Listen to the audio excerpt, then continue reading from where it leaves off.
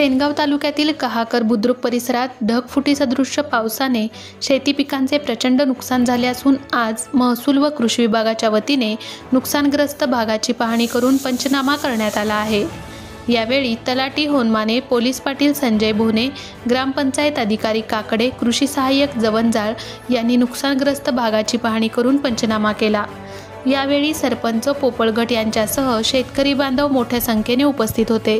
2 दिवसांपूर्वी कहाकर बुद्रुक परिसरामध्ये मुसळधार पावसाने हजेरी लावल्याने सोयाबीन, हळद, तूरसह इतर पिके खरडून प्रचंड नुकसान झाल्याने शेतकरी अडचणीत सापडला आहे। त्या अनुषंगाने आज दिनांक 17 ऑगस्ट रोजी दुपारी 1 वाजता नुकसानग्रस्त भागाची पाहणी करून महसूल विभाग व कृषी विभागाच्या वतीने पंचनामे करण्यास सुरुवात झाली आहे। धुमाकूळ महाराष्ट्र न्यूज नेटवर्कसाठी हिंगोली जिल्हा प्रतिनिधी प्रदीप वाघ, सेनगाव, हिंगोली। आपल्या परिसरातील ताज्या आणि महत्त्वाच्या बातम्या पाहण्यासाठी आजच आपल्या धुमाकूळ महाराष्ट्र न्यूजला YouTube वर सबस्क्राइब करा आणि बेल आयकॉन प्रेस करा।